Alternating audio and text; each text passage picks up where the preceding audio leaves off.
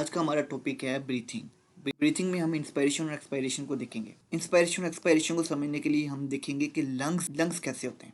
जो लंग्स हैं वो हमारे कहाँ पे होते हैं, थोरेसिक कैविटी, और 12 पेयर्स ऑफ रिब्स होते हैं। और इन रिब्स में जो मसल्स होते हैं उनको हम इंटरकोस्टल मसल्स कहते हैं। और लंग्स के नीचे थिक मस्कुलर स्ट्रक्चर होता है जिसे हम डायफ्राम कहते हैं। हमारी बैक साइड को हम डोर्सल कैविटी कहते हैं और हमारी जो फ्रंट वाली साइड है उसको हम वेंट्रल बॉडी कैविटी कहते हैं। जो डोर्सल कैविटी है उसमें क्रेनियल कैविटी और वर्टिब्रल कैविटी आती है, और जो हमारे फ्रंट है यानी कि वेंट्रल, उसमें थोरेसिक, एब्डोमिनल और पेल्विक कैविटी होती है। तो जो हमारे लंग्स हैं वो कहाँ पे होते हैं, थोरेसिक कैविटी में। Left lung is slightly smaller and has 2 lobe, जबकि राइट लंग जो है वो बिगर होते हैं और 3 लोब्स होते हैं।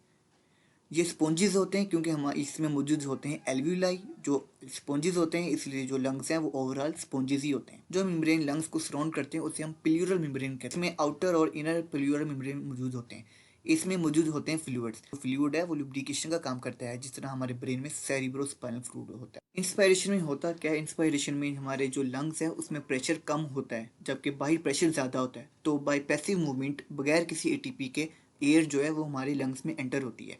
ठीक है। और जो हमारे जो रिब्स हैं वो आउटवर्ड और फॉरवर्ड मूव कर रहे होते हैं, और जो डायफ्राम है ये मूव करते हैं डाउनवर्ड। जबकि एक्सपायरेशन में क्या होता है, हमारे लंग्स में प्रेशर ज़्यादा होता है एयर से, तो जो एयर जो है वो डिफ्यूज़ कर जाती है लंग से एटमॉस्फेयर की तरफ। इंस्पायरेशन में क्या होता है, हमारा जो लंग्स है इसमें जो एयर प्रेशर है वो कम होता है। इंस्पायरेशन में हमने फोकस करना है रिब्स मसल पे, डायफ्राम में, थोरेसिक कैविटी में और लंग्स के प्रेशर। रिब्स मसल्स क्या होते हैं, वो मूव होते हैं अपवर्ड एंड आउटवर्ड, जबकि डायफ्राम जो होते हैं वो डाउनवर्ड होते हैं, और जो थोरेसिक कैविटी का एरिया है वो बढ़ जाता है। जिस ब्रीथिंग जो मूवमेंट है ये काफ़ी हद तक जो है वो इनवॉलंटरी होती है, यानी कि हमारे वो कंट्रोल में नहीं होती। अगर हम सो भी रहे होते हैं तो हमारा जो ब्रीथिंग का फिनोमेना है वो चल रहा होता है, लेकिन अगर हम इनको वॉलंटरी, अगर हम इसको अपने कंट्रोल में रखें तो थोड़ा सा इसका पैटर्न चेंज कर सकते हैं, ज़्यादा से ज़्यादा सांस लेकर।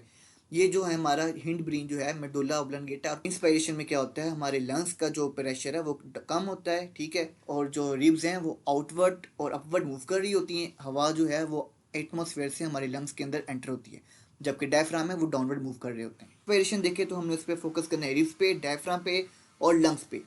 रिब्स जो हैं वो रिलैक्स मोड में आ जाते हैं, डायफ्राम जो है मूव अपवर्ड हो जाते हैं और वो डूम शेप स्ट्रक्चर बनाते हैं। इसकी वजह से क्या होता है, तो चेस्ट कैविटी का जो एरिया है वो कम हो जाता है और जो प्रेशर है लंग्स पे वो बढ़ जाता है। इसकी वजह से एयर जो है वो आसानी से हमारे लंग्स से एटमॉस्फेयर में चली जाती है। क्या होता है कि जो हमारे जो डायफ्राम है ये मूव अपवर्ड करते हैं, जिसकी वजह से वो ये डूम लाइक स्ट्रक्चर बनाते हैं, ठीक है। और जब डायफ्राम अपवर्ड मूव कर रहे होते हैं तो लंग्स के ऊपर प्रेशर बढ़ता है, जिसकी वजह से एयर जो है वो आसानी से एटमॉस्फेयर में चली जाती है। ब्रीथिंग के पैटर्न को अगर हम देखें, जो पोन्स कंट्रोल करते हैं तो वो 16 to 20 टाइम होता है एट रेस्ट। जो हमारा रिस्पिरेटरी सेंटर होता है तो वो सेंसिटिव होता है कार्बन डाइऑक्साइड की कंसंट्रेशन पे। जैसे ही कार्बन डाइऑक्साइड की कंसंट्रेशन हमें ज़्यादा होती है तो हमारी ऑक्सीजन की इनटेक जो कैपेसिटी है वो बढ़ जाती है। जो हमारा ह्यूमन रिस्पिरेटरी पिगमेंट है हीमोग्लोबिन, उसकी एफिनिटी कार्बन डाइऑक्साइड से ज़्यादा होती है ऑक्सीजन की निस्बत।